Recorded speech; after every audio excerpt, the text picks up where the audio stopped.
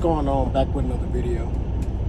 So last night I got a call from my brother, and he wanted to know did I know one of his co-workers. You know, he had asked me his name. He said he didn't know his last name. So I I described him, and it turns out it's the same person. I guess they started working at the same time. I don't know if I mentioned my brother and said that, I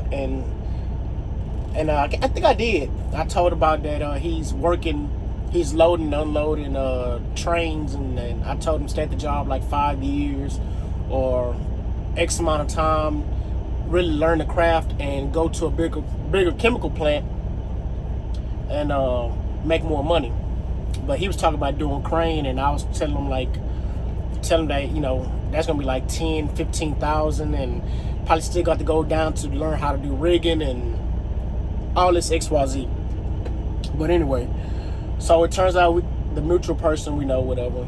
He was telling him that he was a long haul truck driver, which he wasn't. He did it at one point in time, but his family had a business, and he was mostly local. He was local every day. He wasn't, a social media person that takes pictures and shows off everything. He wasn't showing that he was out of state for the last couple years. You know, he was local with his family, and so basically he wasn't a long haul truck driver no more.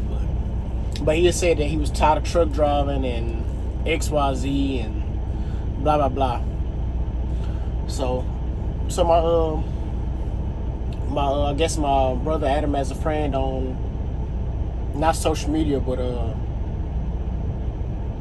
I guess on the game system, and I guess it showed that we are mutual friends, whatever.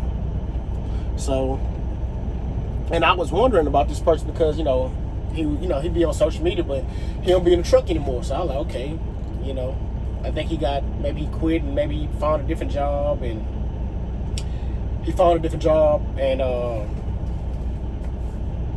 I guess outside of truck driving, or he's back on the road and he don't want nobody to know, or just things that black people do, weird stuff black people do. They show everything, but when they life do a shift that they don't like, they don't want to have people asking questions.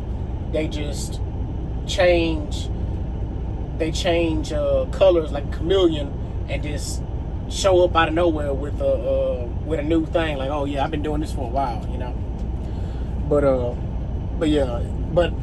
But I was thinking in my head is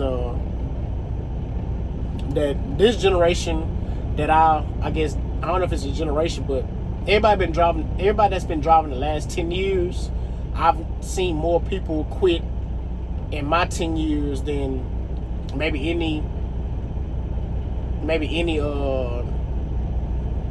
time of trucking.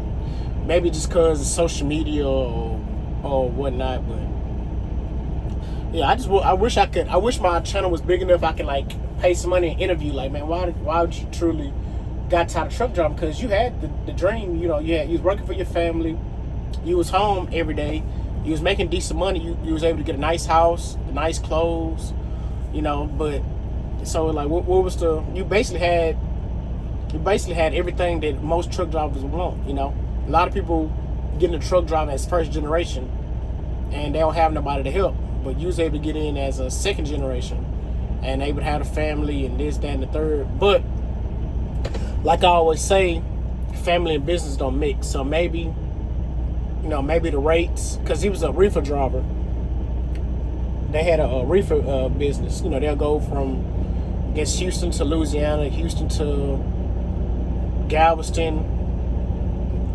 Was it Houston to Galveston, or was it Houston to Freeport? Something like that. I don't know. Because when I was supposed to do reefer, the guy that I trained with his own company, he was doing loads from Houston to he did loads from Houston to Freeport. And it was I guess it's like a cold storage down there in Freeport, if I'm not mistaken, because you had to get your TWIC card to get in. Because it wasn't far away. It was it was pretty close. And I ended up seeing that person down there, and so that's basically the route they was taking. So he was basically, everybody from Houston was doing that same kind of route during that time period, which is 8 years ago. So maybe after the rates went down or whatever, because people saying that reefer rates are doing real good, whatever. So I don't truly know, but yeah, I just, it's crazy, like, But lucky him, not everybody able to get out of truck driving and still maintain the same lifestyle. A lot of us get expensive cars, expensive houses, and truck driving is the only way that it can get maintained, even if we want to quit. Because there ain't many jobs in Houston that's gonna pay you the same amount of money as truck driving and not work you to death.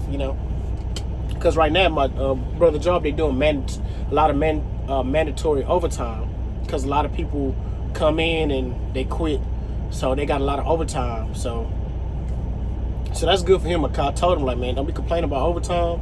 Get as much money as you can, because when it slows down, it slows down.